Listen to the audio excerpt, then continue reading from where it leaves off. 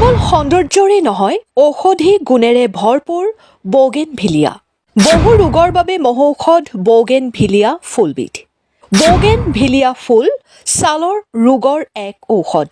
Bougainvillea ফুল খালে নিয়ন্ত্ৰণত থাকে তেজত চেনিৰ মাত্ৰা। উচ্চ কলেষ্টৰেল, হাঁপানি আৰু কোষ্ঠকাঠিন্য নাইকিয়া হয় বৌগেনভিলিয়া ফুল খালে।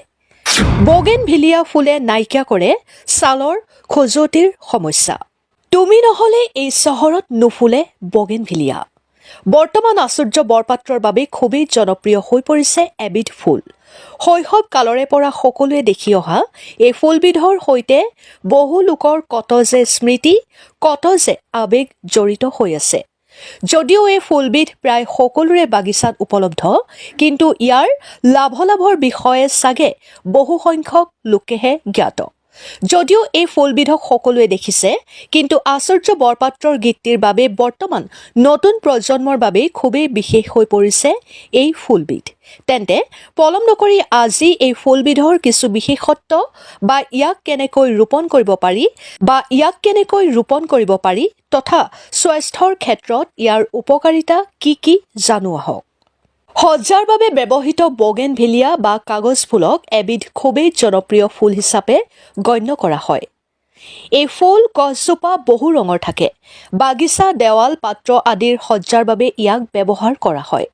এইটো এটা কঠিন উদ্ভিদ যিয়ে প্ৰতিটো বতৰ আৰু প্ৰতিটো মাটি সহ্য কৰিব পাৰে। এই গছজোপা কাটিও জোপোহা ৰূপত খেতি কৰিব পাৰি। এই গছজোপা বাৰী, ঘৰৰ চোতাল আৰু মূল গেটত ৰোপণ কৰিব পাৰি। ইয়াৰ উপৰিও এই উদ্ভিদৰ বহু আয়ুৰ্বেদিক গুৰুত্ব আছে, কাৰণ ইয়াত আছে বহুতো ঔষধি গুণ।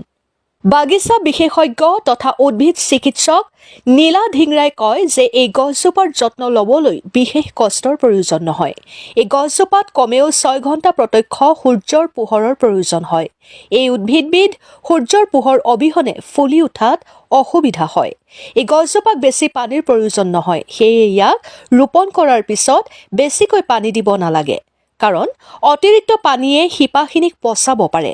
গতিকে মাটি শুকাই গ'লেহে পানী দিব লাগে। কাগজ ফুল গছৰ বাবে নিষ্কাশন সঠিক হ'ব লাগিব। News desk report, Assam tech টক্স।